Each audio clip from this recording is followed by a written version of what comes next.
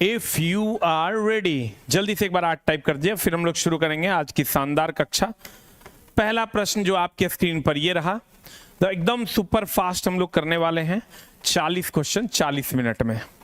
तो आइए हम लोग देखते हैं। कहते हैं यदि किसी प्रारूपी पदार्थ का विद्युत प्रतिरोध गिरकर शून्य हो जाता है, तो गिरकर शून्य हो जाएगा तो उसे हम अति चालक कहेंगे। एक चीज ध्यान रखिएगा, एक होता है चालक और एक होता है दोस्त मेरे अति चालक। एक होता है चालक नहीं, एक होता है चालक और एक होता है अर्धचालक। नाम तो सुना ही होगा, अर्धचालक। दोस्त मेरे चालक की अगर हम बात करें तो इसमें प्रतिरोध एकदम आराम से चुपचाप पढ़ाएंगे, चला चुपचाप पढ़ लो। प्रतिरोध तापमान के समानुपाती होता है, प्रतिरोध तापमान के समानुपाती होता है। यहाँ प्रतिरोध तापमान के व्युत्क्रमानुपाती होता है। और अगर इस पर आइएगा आप तो यहाँ चालकता बराबर 1 प्रतिरोध, चालकता बराबर 1 प्रतिरोध होता है। और यहां भी चालकता बराबर 1 प्रतिरोध होता है, 1 प्रतिरोध होता है। और अगर हम बात करें दोस्त मेरे 0 केल्विन या -273 डिग्री सी, -273 डिग्री सी पर चालक जो है सबसे न्यूनतम तापमान होगा, सबसे न्यूनतम प्रतिरोध, सबसे न्यूनतम प्रतिरोध, सबसे अधिक चालकता, सबसे अधिक चालकता पर चालक जो है वो अति चालक हो जाता है, चालक अति चालक हो जाता है। और 0 केल्विन या -273 डिग्री सी पर, -273 डिग्री सी पर अर्धचालक कुचालक हो जाता है। अर्धचालक जो है वो कुचालक हो जाता है। अर्धचालक की अगर हम बात करें तो वो कुचालक हो जाता है। और एक चीज और ध्यान रखिएगा, 0 केल्विन या -273 डिग्री सी को परम शून्य ताप कहते हैं, परम शून्य ताप कहते हैं, परम शून्य ताप कहते हैं। और 0 केल्विन या -273 डिग्री सी पर, -273 डिग्री सी पर गैसों की गतिज ऊर्जा शून्य होती है। गैस ठोस में बदल जाता है, गैस ठोस में बदलता है, गैस ठोस में बदलता है, गैस ठोस में बदलता है। देख लो 0 केल्विन या -273 डिग्री सी को परम शून्य ताप कहते हैं। चालक अर्धचालक, चालक भैया सबसे न्यूनतम 0 केल्विन या -273 डिग्री सी पर चालक अति चालक हो जाता है। और 0 केल्विन या -273 डिग्री सी पर अर्धचालक कुचालक हो जाता है। 0 केल्विन या -273 डिग्री सी को परम शून्य ताप कहते हैं। और 0 केल्विन या -273 डिग्री सी पर गैस ठोस में बदल जाता है। गैस किस में बदल जाता है दोस्त मेरे? ठोस में बदल जाता है। हो गया, जल्दी लिख। 0 केल्विन या -273 डिग्री सी पर गैस ठोस में बदल जाता है। और कह रहा है यदि किसी पदार्थ का गिरकर प्रतिरोध शून्य हो जाता है तो पदार्थ कैसा बिहेव करेगा? अति चालक की तरह व्यवहार करेगा। जल्दी लिखे, इतना से बाहर क्वेश्चन नहीं जाएगा इस टॉपिक का। जल्दी से मार, जल्दी से लिख। 37 नंबर आ रहा है, बस कुछ ही पल बचे हुए हैं दोस्त मेरे, रिजल्ट भी आपका आ ही जाएगा, एकदम टेंशन लेने की जरूरत नहीं है। जल्दी से स्क्रीनशॉट ले लो। परम शून्य तापमान जो होता है इस पर चालक अति चालक हो जाएगा और अर्धचालक जो होगा वो कुचालक की तरह व्यवहार करेगा। अगला अगला अगला अगला अगला अगला अगला बताओ इसका आंसर क्या हो जाएगा? What is the answer? कहते हैं 10 ओम के प्रतिरोध को बैटरी के टर्मिनल के बीच संयोजित है। प्रतिरोध द्वारा 5 सेकंड में इतना जूल की लैंप टर्मिनल के बीच विभवांतर क्या हो जाएगा?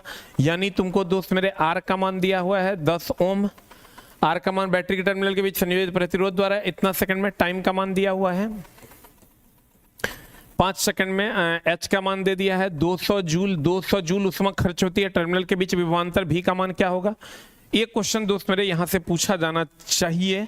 We I T, V square by R into T, V square by R into T और पी इंटू टी, ये फॉर्मूला होता है। एक फॉर्मूला तो आपको पता होगा, I square R into T, I square R into T, I square R into T, I square R into T. अब देखो हमको दिया हुआ है, क्या क्या दिया हुआ है दोस्त मेरे? वी टी आर दिया हुआ है, तो ये फॉर्मूला लगा दो। वी टी आर में यही फॉर्मूला है, एच बराबर V square by R into T, ये फॉर्मूला लगा दो, खट से आ जाएगा। सबका वैल्यू दिया हुआ है, वी का मान निकल जाएगा। यहाँ से एच का मान दिया हुआ है तुमको 200 इंटू वी स्क्वायर का मान निकालना है, अब बटा आर का मान दे दिया 10 इंटू टी का मान दे दिया 5। इसको सॉल्व कर दो, आंसर आ जाएगा। Solve and get the result. कितना आ रहा है? 20 आ रहा है क्या? 20 आ रहा है क्या? 20 volt is the right answer. जल्दी लिख, 20 इज द राइट आंसर। हो ला ला ला ला ला।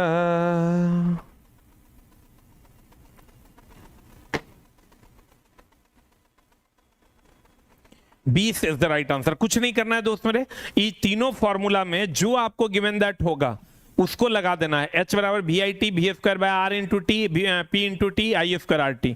H बराबर V I T V square by R into T P into T I square R T. ये फॉर्मूला आपको लगा देना है, आपका काम हो जाएगा। अगला एक फॉर्मूला जो आपको अभी पूछा जा रहा है, V बराबर डब्ल्यू बाई क्यू से सवाल पूछा जा रहा है। V बराबर W by Q, W by Q के जगह पर हम IT भी लिख सकते हैं। पेशेंस के साथ पढ़ना होगा दोस्त, पढ़ाई के अलावा दूसरा तुम्हारे पास कोई उपाय नहीं है। E बराबर एक फॉर्मूला होता है F बाई क्यू, E बराबर F बाई क्यू। P बराबर फॉर्मूला लोगे VI, P बराबर V square by R, P बराबर आई स्क्वायर आर। ये फॉर्मूला होता है, ये तीनों फॉर्मूला आपको याद रखना है। P बराबर VI, P बराबर V square by R, P बराबर आई स्क्वायर आर, V बराबर डब्ल्यू बाई क्यू, E बराबर F बाई क्यू या Q बराबर IT। Q बराबर क्या होता है दोस्त मेरे? IT is the right answer. अगला निम्न में से कौन सा संयोजक बंधन बनाता है? देख लो कौन सा संयोजक बंधन बनाता है। एक के को इसमें कैल्शियम क्लोराइड है CaCl2, CaCl2 ये आयनिक बंधन बनाता है। CaCl2 ये निर्जलीकरण में इसका प्रयोग होता है। 2Ca प्लस बेटा मैंगो का Ca plus plus plus Cl minus Ca2 plus plus 2Cl minus में टूट जाता है। मैग्नीशियम फ्लोराइड वही भी MgF में टूटेगा। सोडियम क्लोराइड तो ये Na प्लस और Cl माइनस में टूटबे करेगा। लेकिन कार्बन टेट्रा क्लोराइड की अगर हम बात करें तो कार्बन टेट्रा क्लोराइड ऐसा होता है, कार्बन टेट्रा क्लोराइड से बिजली से लगी आग बुझाते हैं, कार्बन डाइऑक्साइड से नॉर्मल आग बुझाते हैं। तो carbon tetra chloride is the right answer. D for dog is the right answer. Calcium chloride को निर्जलीकरण के लिए प्रयोग करते हैं। कैल्शियम क्लोराइड सिलिका जेल को निर्जलीकरण के लिए प्रयोग करते हैं, निर्जलीकरण के लिए प्रयोग करते हैं। कैल्शियम क्लोराइड और सिलिका जेल को हम लोग निर्जलीकरण के लिए प्रयोग करते हैं।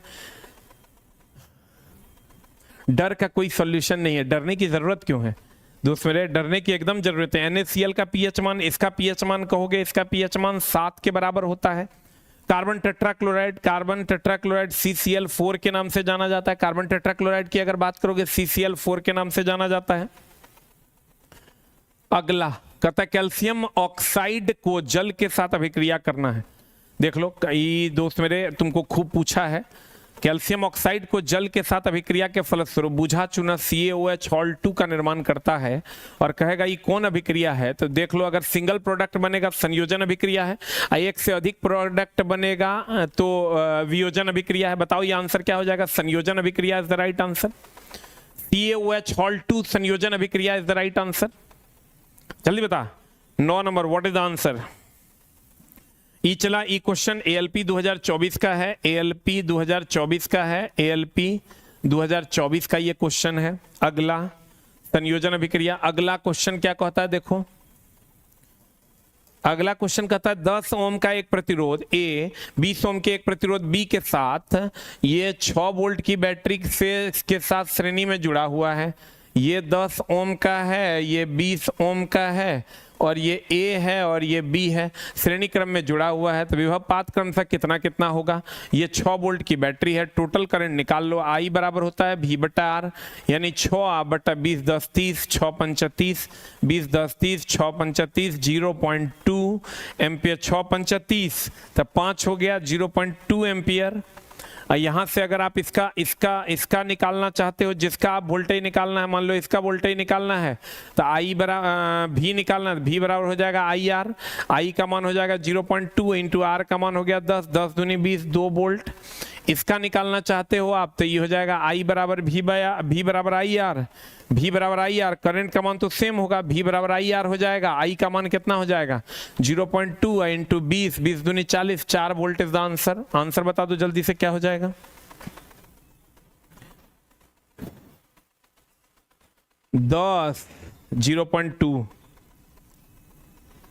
पता जल्दी से आंसर क्या होगा? 10 ओम का एक प्रतिरोध है, 20 ओम के प्रतिरोध 20 के साथ 6 वोल्ट की बैटरी के साथ श्रेणी में जुड़ा है। A और B के सिरों के बीच सिरों के बीच विभव पात क्रम से कितना होगा? देखो तो क्या आया है तुम लोग को?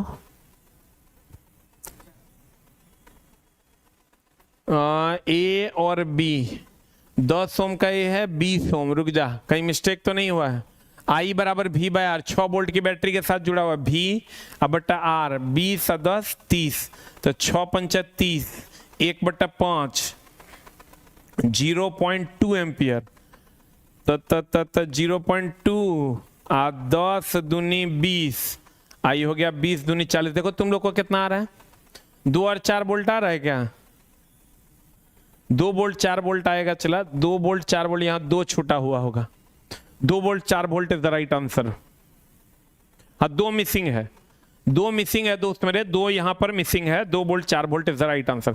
देखो पहले पूरे का करंट निकाल लिए, जिसका भी वोल्टेज निकालना है उसका करंट इंटू उसका रेजिस्टेंस कर देंगे, जिसका भी वोल्टेज निकालना है उसका करंट इंटू उसका रेजिस्टेंस कर देंगे, हमारा काम हो जाएगा। अगला, प्रकाश संश्लेषण के संबंध में इनमें से कौन सा कथन गलत है, बताइए कौन सा गलत है? प्रकाश संश्लेषण के संबंध में इनमें से कौन सा कथन गलत है? कहता है प्रकाश संश्लेषण में जल के अणु हाइड्रोजन और ऑक्सीजन में विभक्त होना शामिल होता है, एकदम सही बात है। प्रकाश संश्लेषण जो होता है CO2 जब H2O से अभिक्रिया करेगा सूर्य के प्रकाश और क्लोरोफिल की सहायता उपस्थिति में, तो C6H12 और O6 plus O2 plus H2O बनाएगा, अब मामला ये है, कहता है प्रकाश संश्लेषण में जल के अणु, ये जो जल के अणु है हाइड्रोजन और ऑक्सीजन में विभक्त हो जाते हैं, एकदम सही है, ये हाइड्रोजन और ऑक्सीजन में विभक्त हो जाते हैं, एकदम सही बात है, ये सही है। कहता कौन सा गलत है? प्रकाश संश्लेषण में पर्णहरित जो क्लोरोफिल द्वारा प्रकाश ऊर्जा का अवशोषण होता है, ये क्लोरोफिल है। अब तुमको दोस्त मेरे पूछा है इस बार कि वो कितना % ग्रहण करता है, तो 1%, 100 बारी बात पढ़ाए थे, ऊर्जा का अवशोषण करता है, ये भी सही है। प्रकाश संश्लेषण में कार्बन डाइऑक्साइड का कार्बोहाइड्रेट में ऑक्सीकरण होना, बताओ सही है क्या? कार्बन डाइऑक्साइड का कार्बोहाइड्रेट में ऑक्सीकरण होना, और एक दिया है प्रकाश संश्लेषण में प्रकाश ऊर्जा रासायनिक ऊर्जा में परिवर्तित होती है, यही ये गलत है। प्रकाश संश्लेषण में कार्बन डाइऑक्साइड कार्बोहाइड्रेट में ऑक्सीकरण होना, ये गलत है, ये गलत है दोस्त मेरे। ऑक्सीकरण, कार्बन डाइऑक्साइड से कार्बोहाइड्रेट बनता है लेकिन ऑक्सीकृत होकर के नहीं, वो खनिज लवण का निर्माण करता है, यही गलत है। ये C नंबर आपका गलत आंसर है। कितना % ऊर्जा ग्रहण करता है? 1%। कहेगा उत्प्रेरक का काम कौन करता है? क्लोरोफिल। उत्प्रेरक का काम कौन करता है दोस्त मेरे? क्लोरोफिल करता है। उत्प्रेरक का काम कौन करता है? क्लोरोफिल। पौधे सूर्य के प्रकाश का कितना % ऊर्जा ग्रहण करते हैं? 1%। एक और आंसर बता, व्हाट इज द आंसर?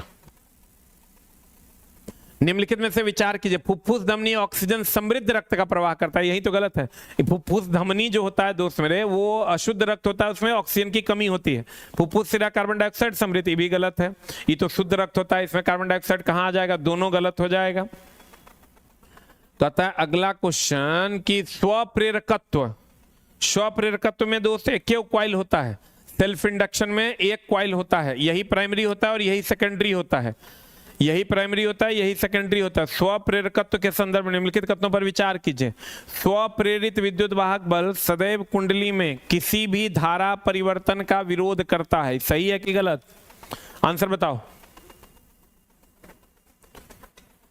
जल्दी बोल। कहता स्वप्रेरित विद्युत वाहक बल सदैव कुंडली में किसी भी धारा परिवर्तन का घटना या बढ़ना का विरोध करता है। आयोग कहता कुंडली का स्वप्रेरकत्व उसकी ज्यामितीय संरचना तथा माध्यम की चुंबकशीलता पर निर्भर नहीं करता, एकदम करता है। किसी का भी अगर प्रेरण होगा तो वह उसकी चुंबकशीलता पर जरूर निर्भर करेगा, बिना चुंबकशीलता के प्रेरण होगा नहीं। तो ये सही है और ये गलत है, केवल एक सही है। अब स्वप्रेरण की घटना ऑटो ट्रांसफार्मर में होती है, ऑटो कट के लिए, स्टेपलाइजर में। स्वप्रेरण का उपयोग स्टेपलाइजर में भी वोल्टेज को घटाने या बढ़ाने के लिए करते हैं, वोल्टेज को घटाने या बढ़ाने के लिए करते हैं। अभी सब लोग दोस्त मेरे टेक्नीशियन का एग्जाम दे दो बढ़िया से, और बाद हमरा से बतियाना कि कौन कोर्स तुम लिया था, किस कोर्स में क्या मामला है, हम सब तरह क्लियर कर देंगे। अभी चुपचाप टेक्नीशियन का एग्जाम दे दो। बताओ क्या कहते हैं? सोडियम का लैटिन नाम नेट्रियम है और चांदी का अर्जेंटम है, दोनों कथन सत्य है। आंसर बता दो क्या हो जाएगा? ए, और दोनों कथन ए और बी सही है। अगला, नागफनी का पौधा तना के द्वारा प्रकाश संश्लेषण करता है, सबको पता है। प्रकाश संश्लेषण किसके द्वारा? तना के द्वारा। लेकिन अगर कह देगा प्रकाश संश्लेषण किसके द्वारा होता है, प्रकाश संश्लेषण बताओ किसके द्वारा होता है? एक ऑप्शन तुमको दे दे तना, और दूसरा ऑप्शन दे दे पत्ती, और तीसरा ऑप्शन दे दे 1 और 2 बोथ। तीसरा ऑप्शन दे दे 1 और 2 बोथ। बता क्या होगा आंसर?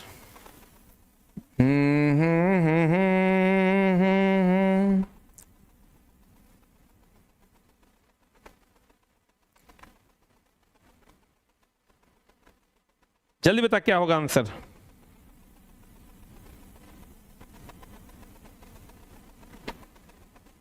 तना और पत्ती क्या हो जाएगा आंसर। प्रकाश संश्लेषण केवल दिन में होता है, श्वसन दिन और रात दोनों में होता है। प्रकाश संश्लेषण में एलपी में तेरा क्वेश्चन पूछा था 1% ऊर्जा ग्रहण करता है, 10-20 बार बताए हुए हैं।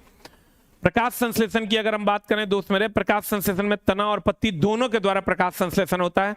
नागफनी जैसे पौधों में तने के द्वारा प्रकाश संश्लेषण की क्रिया होती है। नागफनी के पौधे में तने के द्वारा प्रकाश संश्लेषण की क्रिया होती है। अगला, वह प्रक्रिया क्या कहलाती है जिसके द्वारा एक जीव मादा के रूप में जीवन आरंभ करता है और कालांतर में नर में बदल जाता है। बताओ जल्दी से क्या कहलाता है। स्त्री पूर्वत्ता लिख ले है। वह प्रक्रिया क्या कहलाती है जिसके द्वारा एक जीव मादा के रूप में जीवन आरंभ करता है, कालांतर में फिर नर में बदल जाता है।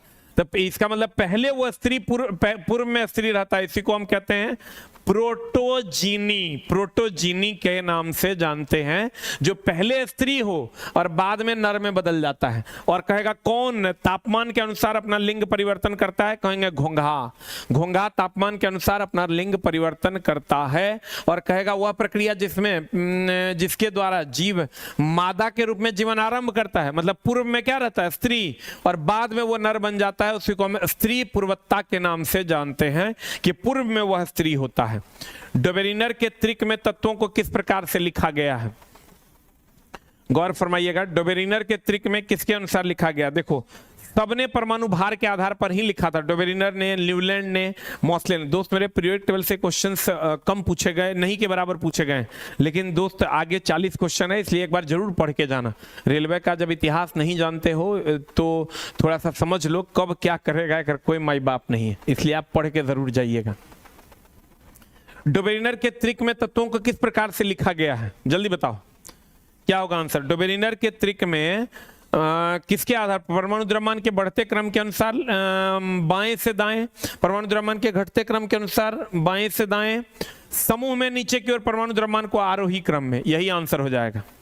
समूह में नीचे की ओर, ठीक है।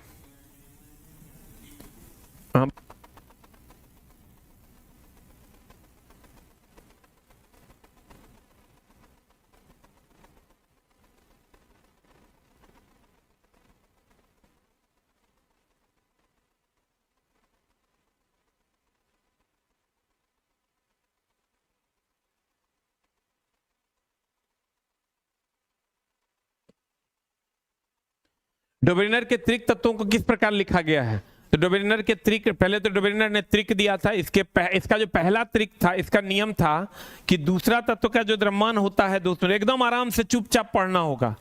दूसरा चुपचाप, अगर पेशेंस हो तभी मेरा क्लास करने आना। पहला प्लस तीसरा आप बट्टा 2, हम किसी भी प्रकार का एंटरटेनमेंट का साधन तो नहीं है, हम सिर्फ कंटेंट के साधन हैं, हमारा उसी साधन के रूप में यूज करो। कहते हैं दूसरे तत्व का द्रव्यमान पहले और तीसरे का क्या होता है, औसत होता है। पहला जो डोबेरिनर का ट्राइड था वो था लिथियम, सोडियम और पोटेशियम। और दोस्त मेरे इसके अलावा जो न्यूलैंड था, मेंडलीफ था, वो परमाणु भार के बढ़ते क्रम में सजाया था। इसके अलावा जो न्यूलैंड था, मेंडलीफ था, ये बढ़ते हुए परमाणु भार के आधार पर सजाया था, परमाणु भार के आधार पर सजाया था। लेकिन दोस्त मेरे मॉसले की अगर हम बात करें, ये परमाणु संख्या के आधार पर सजाया। मॉसले की अगर हम बात करें तो ये परमाणु संख्या के आधार पर सजाया, मॉसले ने परमाणु संख्या के आधार पर सजाया। देख लो न्यूलैंड की अगर हम बात करें, न्यूलैंड और मेंडलीफ की अगर हम बात करें, ये परमाणु भार के आधार पर सजाया। न्यूलैंड और मेंडलीफ परमाणु भार के आधार पर सजाया, मॉसले परमाणु संख्या के आधार पर सजाया। मॉसले की अगर हम बात करें, ये परमाणु संख्या के आधार पर सजाया, मॉसले परमाणु संख्या के आधार पर सजाया था। मॉसले परमाणु संख्या, न्यूलैंड और मेंडलीफ परमाणु भार के आधार पर। न्यूलैंड ने अष्टक नियम दिया था और इसने दूसरा तत्व का द्रव्यमान पहले और तीसरे का क्या होता है, औसत होता है। अगला क्वेश्चन, न्यूलैंड और मेंडलीफ परमाणु भार के आधार पर सजाया था। जब प्रकाश की किरण अवतल दर्पण के ध्रुव पर तिर्यक रूप से आपतित होती है तो परावर्तित किरण क्या हो जाएगा, बता। अवतल दर्पण के ध्रुव पर कह रहा है, जब प्रकाश की किरण, यह अवतल दर्पण है, इसके ध्रुव पर यहां तिर्यक रूप से ऐसे आपतित होती है तो परावर्तित किरण क्या होगा, सीधे गुजर जाएगा, गुजरेगा तो नहीं, कोण आई कोण आर बनाते हुए वापस आ जाएगा, एकदम सही बात है, ये कोण आई कोण आर बनाते हुए वापस आ जाएगा। आपतित किरण के लंबवत हो जाएगा, बिना विचलन के वापस आएगा नहीं, बिना विचलन के तब वापस आएगा जब कोई भी किरण सेंटर से होके गुजरेगा। ये पोल है और ये दोस्त मेरे फोकस है और ये दोस्त मेरे सेंटर है, अगर तो सेंटर से होकर अगर गुजरेगा तो सेंटर से होकर वापस आ जाएगा, बिना विचलन के वापस हो जाएगा। ये तब होगा जब सेंटर से होकर गुजरेगा। इसका आंसर हो जाएगा, बता, कोण आई कोण आर बनाते हुए वापस आ जाएगा, कोण आई कोण आर बनाते हुए क्या हो जाएगा, वापस आ जाएगा। सर मेरी शादी कब होगी, यही सब फालतू फालतू बात तो तुम सुनना। कोण आई कोण आर बनाते हुए क्या हो जाएगा, वापस आ जाएगा। और ये दोस्त मेरे अगर सेंटर से होकर जाएगा, सेंटर से होकर निकल जाएगा। दर्पण में परावर्तन होता है, ई तोरा पूछा है एएलपी में, और लेंस में अपवर्तन होता है, क्योंकि दोस्त मेरे लेंस में जो प्रकाश जाती है वो मुड़ जाती है, तो लेंस में अपवर्तन होता है। और दर्पण में अगर आओगे तो दर्पण में प्रकाश उसी माध्यम में लौट जाता है, तो यह घटना परावर्तन की है। लेंस में अपवर्तन होता है और दर्पण में परावर्तन होता है। इथेनॉल को एथेनोइक अम्ल में परिवर्तित करना है, देखो क्या हो जाएगा। इथेनॉल को रिएक्शन होता है हमारा, क्या होगा आंसर बताओ, ए की बी रिएक्शन होता है जब C2H5OH हो गया इथेनॉल। इथेनॉल को जब क्षारीय KMnO4, जिसको हम लाल दवा के नाम से जानते हैं, क्षारीय KMnO4 और अम्लीय K2Cr2O7, अम्लीय K2Cr2O7 से अभिक्रिया करता है तो इथेनोइक एसिड में CH3 COOH में परिवर्तित हो जाता है, COOH में परिवर्तित हो जाता है। कहता है इथेनॉल के इथेनोइक अम्ल में परिवर्तित किसके द्वारा उत्प्रेरित किया जाता है, ये इथेनॉल है, ये इथेनोइक एसिड है। जब क्षारीय KMnO4 अम्लीय K2Cr2O7 जब आपस में अभिक्रिया करेगा तब जाके दोस्त मेरे इथेनॉल इथेनोइक एसिड में परिवर्तित हो जाएगा। इथेनॉल जो है वो इथेनोइक एसिड में परिवर्तित हो जाएगा।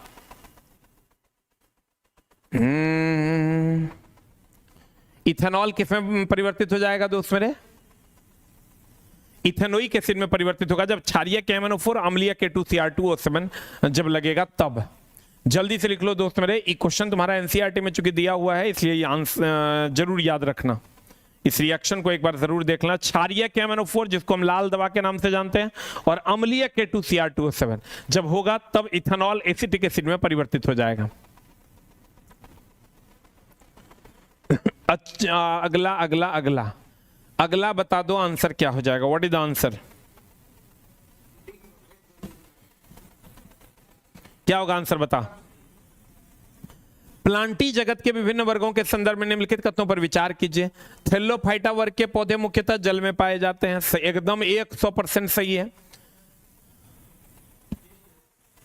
हाँ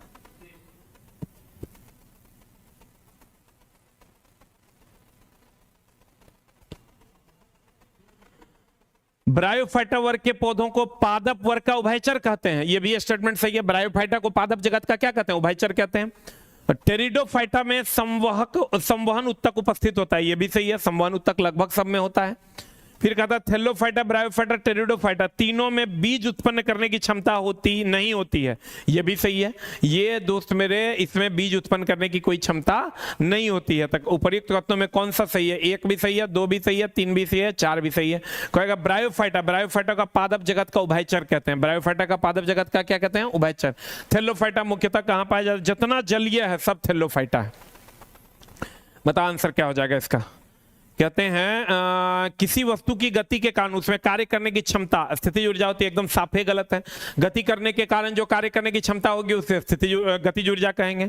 ऊर्जा स्थानांतरण के उच्च दरों को किलोवाट में व्यक्त किया जाता है, सही है कि गलत है, जल्दी बता। ऊर्जा स्थानांतरण की दरों उच्च दरों को, उच्च दर अगर होगा तो किलोवाट में, निम्न दर होगा तो HP में। उच्च दरों को किलोवाट में व्यक्त किया जाता है, केवल और केवल 2 सही है। 1 किलो तुमको क्वेश्चन जो पूछा है कि 1 किलोवाट बराबर कितना वाट, तुमको पूछा है 1000 वाट। 1 किलोवाट बराबर कितना वाट, 1000 वाट। अगला अगला अगला विद्युत मोटर के संबंध में निम्न कथनों पर विचार कीजिए, कीजिए ना विचार। विद्युत मोटर में विभक्त वलय प्रयुक्त होते हैं, सही है कि गलत है? विद्युत मोटर में विभक्त वलय को स्प्लिटरिंग, इसी को हम लोग कम्यूटेटर कहते हैं। इसी को हम लोग क्या कहते हैं दोस्त मेरे? कम्यूटेटर कहते हैं। विद्युत मोटर मेनली डीसी मोटर में यूज होता है। ये किस मोटर में यूज होता है? जब ये कम्यूटेटर या विभक्त वलय लगा हुआ हो, खंडित वलय लगा हुआ हो, इसका मतलब दोस्त मेरे केवल और केवल डीसी की बात हो रही है। मोटर की कुंडली पर कार्यरत बल की दिशा, फ्लेमिंग के दाएं हाथ के नियम भैया, कार्यरत बल की दिशा मतलब मोटर की बात हो रही है, मोटर की बात हो रही है मतलब बाएं हाथ का नियम, और जनरेटर दाएं हाथ का नियम। इस बार पूछा भी है कि कौन सी उंगली किसको दर्शाता है? सबको पता है, अंगूठा बल की दिशा, तर्जनी चुंबकीय क्षेत्र की दिशा, मध्यमा धारा की दिशा। अंगूठा बल की दिशा, तर्जनी चुंबकीय क्षेत्र की दिशा और मध्यमा धारा की दिशा को दर्शाता है।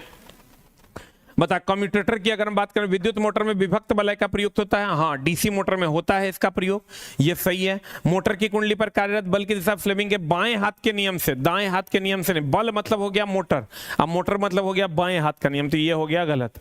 आंसर बता दो जल्दी से, क्या हो जाएगा? केवल और केवल एक सही है। अगला क्वेश्चन, मानव शरीर में एकमात्र अंग जो पुनः विकसित होता है, सबको पता है यकृत। सबसे ज्यादा पुनः विकसित यकृत होता है और सबसे कम पुनः विकसित होता है तंत्रिका तंत्र, जहां कोशिका का विभाजन लगभग सबसे कम होता है। इनमें से कौन सा विस्थापन अभिक्रिया संभव नहीं है? देखो तो कौन संभव नहीं है?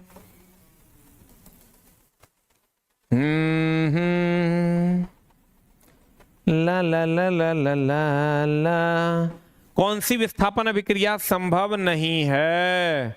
कौन है क्वेश्चन? कौन सी विस्थापन अभिक्रिया संभव नहीं है? देख लो, हम बोले थे जो हटाएगा, यो क्वेश्चन तो पूछा है, जो हटाएगा वो कम अभिक्रियाशील है, जो हटेगा वो अधिक अभिक्रियाशील। बताए थे, बताओ आंसर क्या होगा? कौन सी अभिक्रिया संभव नहीं है? आयरन ये अधिक अभिक्रियाशील है, एकदम एक हटा देगा। सीसा भी अधिक अभिक्रियाशील है, कॉपर से भी हटा देगा। देख लो, सीसा यहाँ है और कॉपर यहाँ है, तो सीसा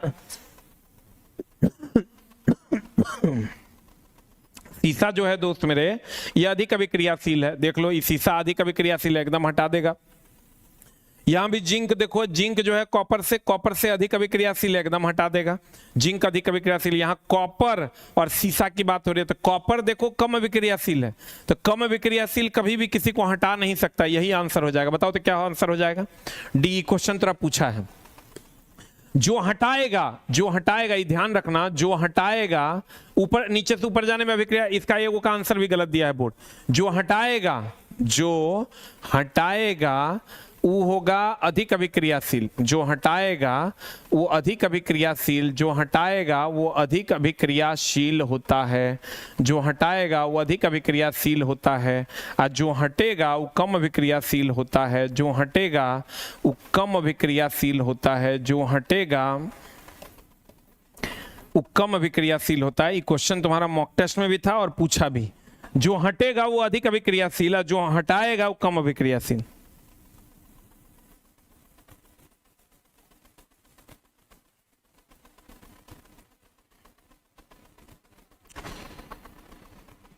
जो हटाएगा अधिक अभिक्रियाशील और जो हटेगा वो कम अभिक्रियाशील। जल्दी से लिख लो, जो हटाएगा दोस्त मेरे वो अधिक अभिक्रियाशील है, जो हटेगा वो दोस्त मेरे कम अभिक्रियाशील। तो आंसर हो जाएगा डी फॉर डॉग। कहता है अगला अगला अगला अगला, यहां से तो खूब क्वेश्चन तुमको पूछा गया है। प्रकाश के वर्ण विक्षेपण से हम कितना बार बोले थे? बे आ बे बे बे बे बे बे बे बे बे आ नी ह पी ना ला। नीचे से ऊपर जाने पर तरंग दैर्ध्य बढ़ता, अब बाद बाकी घटता, बाद बाकी में अपवर्तनांक भी आ गया। बाद बाकी यहां से क्वेश्चंस खूब पूछे गए हैं, बाद बाकी घटता है। दोस्त मेरे, कितने लोगों को दोस्त एएलपी का साइंस आसान लगा?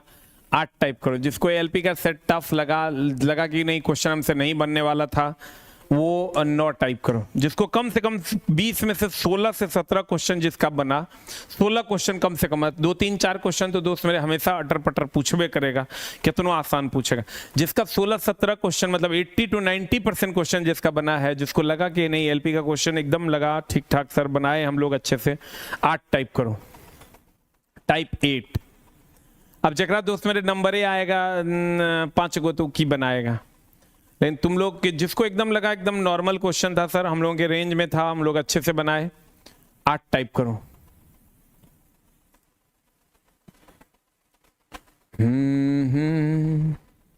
29 तारीख का फर्स्ट सेकंड शिफ्ट जो था उसमें थोड़ा बहुत क्वेश्चन आपको लगा होगा, नहीं तो बाकी देखो लगभग बच्चे अच्छा करके बनाए होंगे। 16 क्वेश्चन तो सब बनाया होगा, कम से कम 15 तो एकदम बनाया ही बनाया होगा।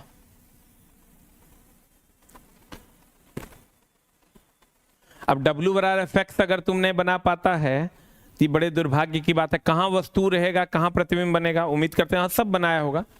कुछ कुछ बच्चा 2-4 को जो है वो एकदम वो कभी पढ़वे नहीं किया होगा, पढ़ना आया है वैकेंसी शुरू किया पढ़ना वगैरह से नहीं बनेगा, क्योंकि क्वेश्चन ऐसा था दोस्त मेरे, साइंस है इसको ना पढ़ना पड़ेगा मैक्सिमम तब जाके क्वेश्चंस बनेगा। ये जो कहोगे 100% कभी नहीं बना पाओगे।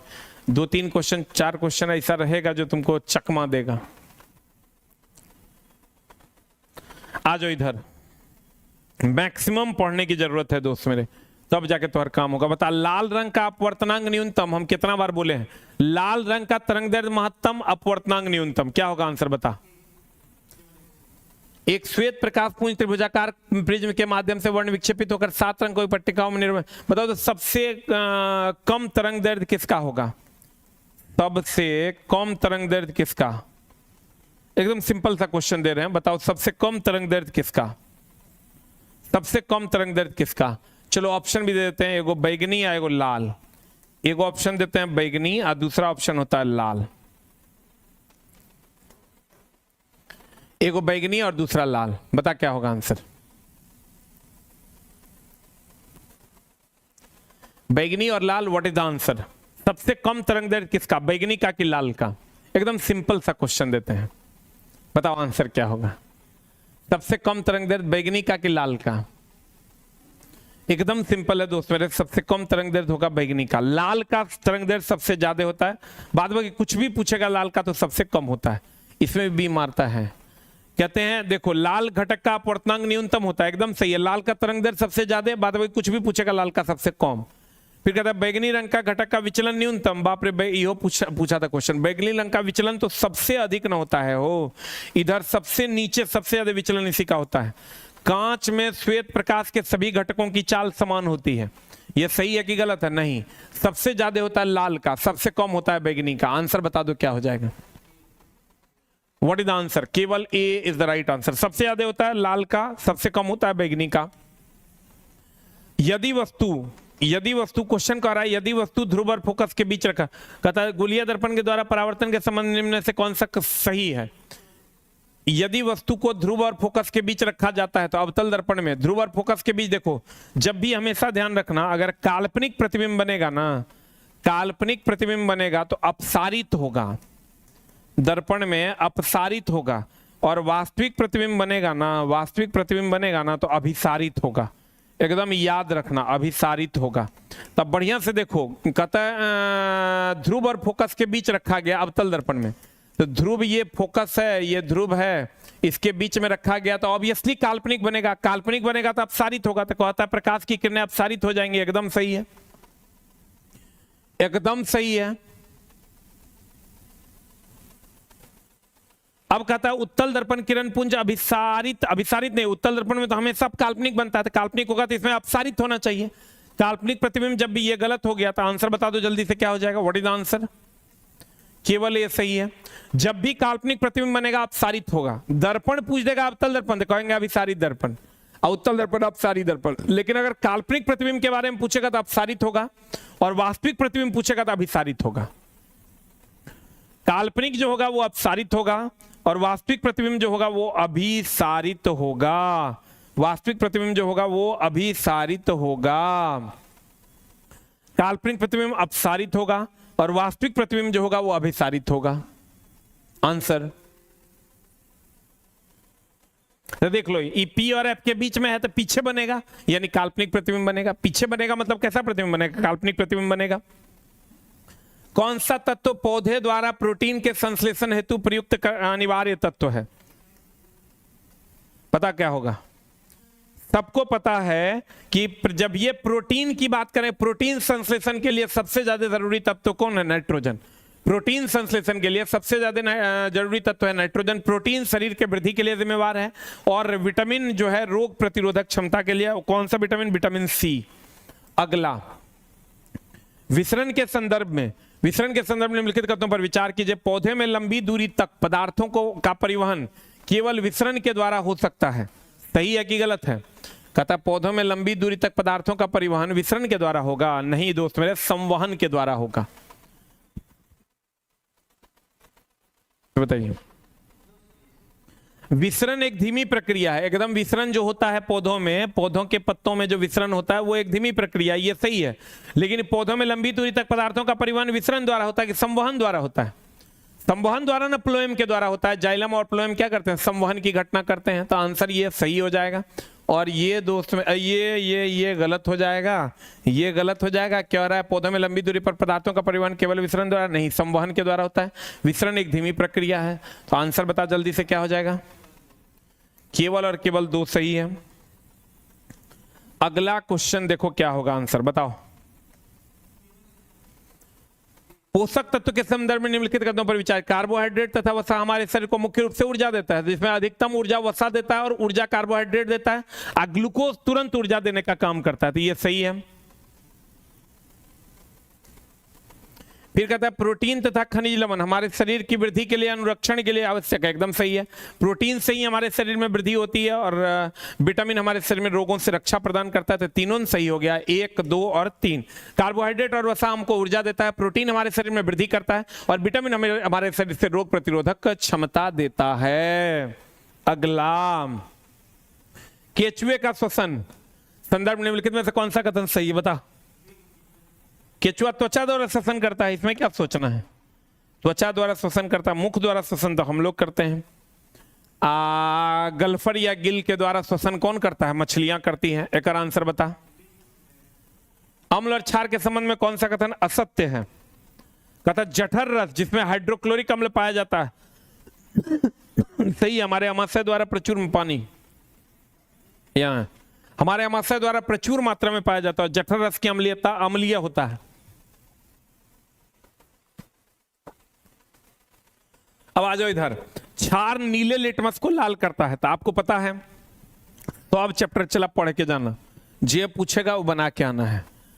बेस जो है रेड टू, वैसे कल हम एक साइंस का एनालाइजेशन लेकर आ रहे हैं, एक छोटा सा वीडियो होगा 7-8 मिनट का। क्षार जो है लाल लिटमस को नीला कर देता है, तो क्षार नीले लिटमस को लाल कर देता है। ये तो गलत ना है? क्या होगा आंसर बताओ? यही गलत है। क्षार लाल को नीला करता है, कह रहा है नीले को लाल करता है, ये गलत है। सिरके का मुख्य अवयव एसिटिक एसिड है, एकदम सही है। उपर्युक्त सभी कथन सत्य है। B number is the right answer, वो गलत है। निम्न में से कौन कोशिका द्रव्ययी कोशिकांग में यूकैरियोटिक कोशिकाओं के भीतर प्रोकैरियोटिक कोशिका माना जाता है? बता क्या होगा? माइटोकॉन्ड्रिया। माइटोकॉन्ड्रिया से इस बार खूब क्वेश्चन पूछा। माइटोकॉन्ड्रिया को ऊर्जा का पावर हाउस कहते हैं। माइटोकॉन्ड्रिया एटीपी का निर्माण करता है। माइटोकॉन्ड्रिया ऊर्जा मुद्रा के रूप में भी जाना जाता है। और निम्न में से किस कोशिका द्रव्य कोशिकांग में यूकैरियोटिक हम लोग हैं, प्रोकैरियोटिक वो होता है जो विकसित नहीं होता है। जैसे दोस्त मेरे अमीबा, युगलिना, ये सब प्रोकैरियोटिक में आता है। हम लोग जितने भी स्तनधारी है वो यूकैरियोटिक में आते हैं। सूत्रकनिका माइटोकॉन्ड्रिया, माइटोकॉन्ड्रिया जिसको हम लोग powerhouse of the cell भी कहते हैं। एक आंसर बता दे क्या हो जाएगा? एकदम सिंपल सा क्वेश्चन है, और इस टाइप के क्वेश्चंस खूब पूछे गए हैं। कहते हैं एल लंबाई और ए अनुप्रस्थ काट के क्षेत्रफल वाले एक तार का प्रतिरोध इतना है। आर बराबर होता है रो एल बाय ए। इसका जब एल और ए है तो इसका प्रतिरोध है 0.4 ओम। अब कह रहा है निर्मित समान लंबाई एल और 4a अनुप्रस्थ काट वाले क्षेत्रफल, तो 4a हो जाएगा। तो ये अगर 4a हो जाएगा तो 1/4 हो जाएगा। तो ये अगर चरगुना तो 1/4, तो 1/4 0.4/4 यानी 0.1 ओम इज द राइट आंसर। मार सरिया के देख लो, अगर ये 1/4 हो जाएगा तो ये भी 1/4 हो जाएगा। तो 1/4 हो गया, ये चरगुना हो गया तो 1/4, तो 0.4/4 करोगे 0.1 नहीं आ जाएगा आंसर? एकदम प्यार से पढ़ना पड़ेगा दोस्त मेरे, कोई उपाय नहीं है पढ़ाई के अलावे तुम्हारे पास। अगला कहता है निम्नलिखित पर विचार कीजिए। कार्य का मात्रक जूल है, एकदम सही है। शक्ति का मात्रक वाट है। ऊर्जा का मात्रक न्यूटन है, साफे गलत है। कौन सा सही नहीं है चुनना है, केवल 3 सही नहीं है। अगला कार्बन यौगिक का गलनांक आयनिक यौगिक, क्वेश्चन तो एलपी में इस बार पूछा है। आयनिक यौगिक की तुलना में इसका जो गलनांक है वो कम क्यों होता है? क्योंकि इसके अणुओं के बीच अंतराण्विक आकर्षण बल कमजोर होता है। आंसर बताओ। कार्बनिक यौगिकों में गलनांक आयनिक यौगिकों की तुलना में कम क्यों होता है? What is the answer? अणुओं के बीच क्षीण आकर्षण बल होने के कारण आकर्षण बल कमजोर होता है, इसलिए कार्बनिक यौगिक का जो अंतराण्विक आकर्षण बल कमजोर होगा तो उसका गलनांक भी कमजोर होगा। वही आयनिक यौगिक का अंतराण्विक आकर्षण बल मजबूत होता है, उसका गलनांक क्वथनांक दोनों उच्च होता है। जैसे NaCl का गलनांक भी उच्च और क्वथनांक भी उच्च होता है। आंसर। निम्न में से कौन सा भोजन में कार्बन डाइऑक्साइड और नाइट्रोजन अपशिष्ट को घुलित रूप में परिवहन करता है? बता आंसर। हाँ, प्लाज्मा। WBC रोग प्रतिरोधक क्षमता, प्लेटलेट रक्त का थक्का, प्लेटलेट रक्त का थक्का, और दोस्त मेरे RBC की अगर हम बात करें, RBC में केंद्रक नहीं होता है। RBC की अगर हम बात करें किसमें केंद्रक नहीं होता है,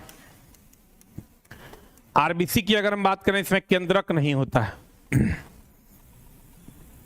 रक्त का थक्का, रक्त का थक्का की अगर हम बात करें, निम्न में से कौन सा भोजन कार्बन डाइऑक्साइड और नाइट्रोजन युक्त अपशिष्टों को घुलित रूप में परिवहन करता है? प्लेटलेट। प्लेटलेट रक्त का थक्का प्लाज्मा।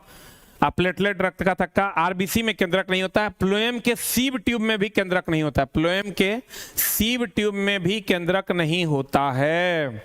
अगला, निम्न से कौन सा बता है? एक आंसर। संयोजन अभिक्रिया का उदाहरण नहीं है। ये क्वेश्चन खूब पूछा है इस टाइप का इस बार। What is the answer? जब ये है ये तो सीधे दिख रहा है ये वाला। कैल्शियम कार्बोनेट को गर्म करोगे तो संयोजन है। CaCO3 जो है ये टूट जाएगा, ये तो उष्मा की उपस्थिति में टूटता है CaO प्लस CO2 में, तो ये तो वियोजन अभिक्रिया है। यही आंसर हो जाएगा। वियोजन अभिक्रिया इज द राइट आंसर। कोयले का जलना, कोयला में आग लग जाएगा तो दोस्त मेरे कार्बन C प्लस O2 बराबर CO2 बना देता है, ये संयोजन अभिक्रिया है। हाइड्रोजन गैस ऑक्सीजन गैस का जल निर्माण यानी H2 प्लस O2 ये बना देता है H2O, ये भी संयोजन अभिक्रिया है। बुझे हुए चूने का निर्माण, जब CaO ये रिएक्शन तुमको पूछा है H2O से अभिक्रिया करता है तो CaOH हॉल 2 का निर्माण कर देता है।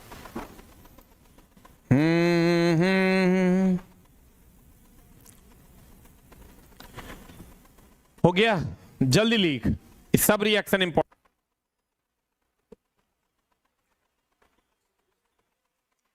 अगला अगला अगला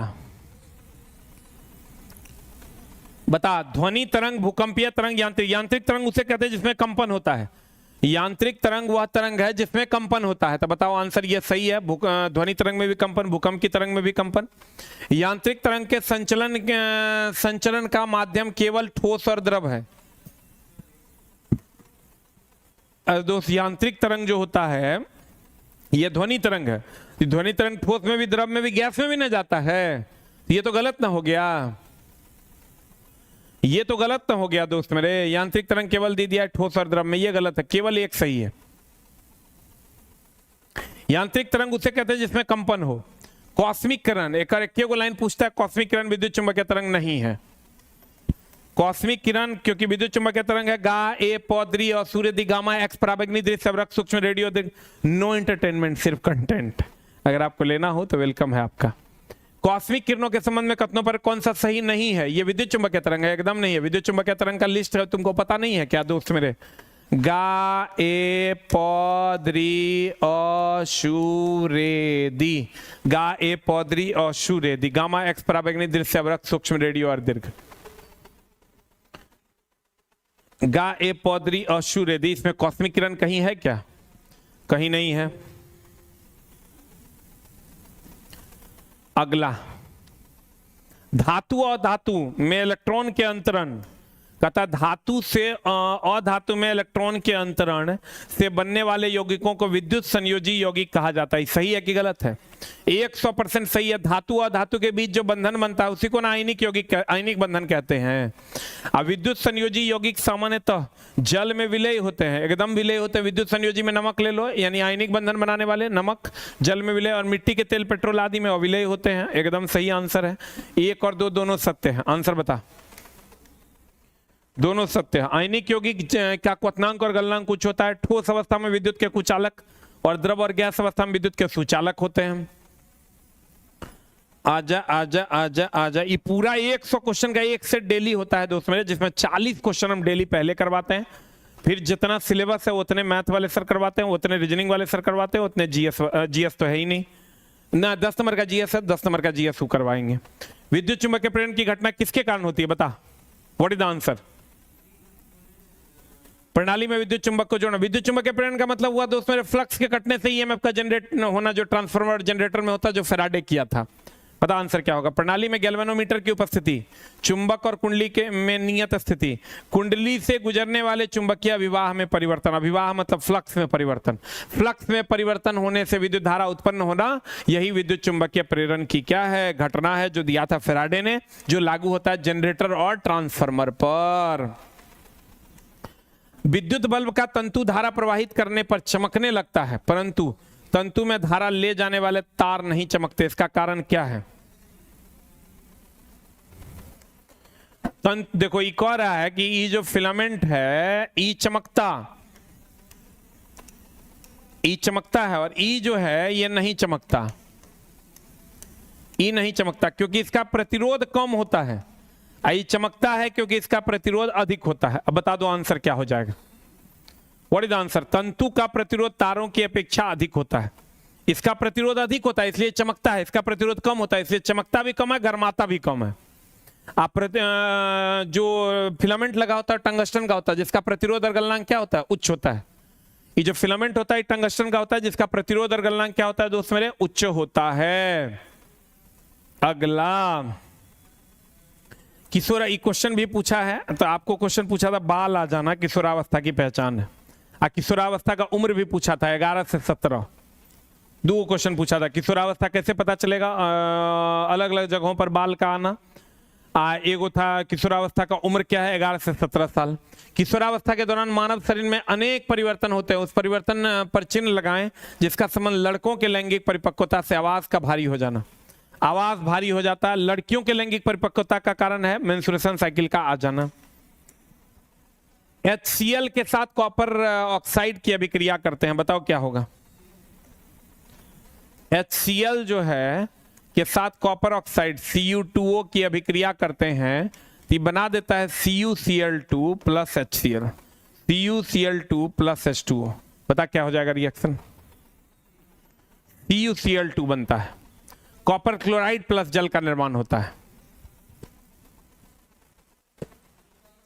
कॉपर क्लोराइड प्लस जल का निर्माण होता है। 46 नंबर है तो बहुत अच्छा नंबर है दोस्त मेरे। आप एकदम उम्मीद रख सकते हैं कि आपका रिजल्ट होगा। आंसर बताओ। जब किसी अम्ल को किसी क्षार के साथ अभिक्रिया करने पर लवण और जल बनता है, इस रासायनिक अभिक्रिया को क्या नाम दिया जाता है? ये सबको पता होगा, एकदम लॉलीपॉप क्वेश्चन। उदासीनीकरण अभिक्रिया। संयोजन अभिक्रिया में एकदम सिंगल प्रोडक्ट बनेगा। इसका 4 क्वेश्चन पूछा है एलपी में। और अम्ल क्षार अभिक्रिया में अम्ल और क्षार अभिक्रिया करेगा। रेडॉक्स जेकरा में ऑक्सीकरण अपकरण दोनों होगा, या ऑक्सीकरण भी होगा अपकरण भी होगा, दोनों अगर होगा एक साथ में तो इसको रेडॉक्स अभिक्रिया के नाम से जानते हैं।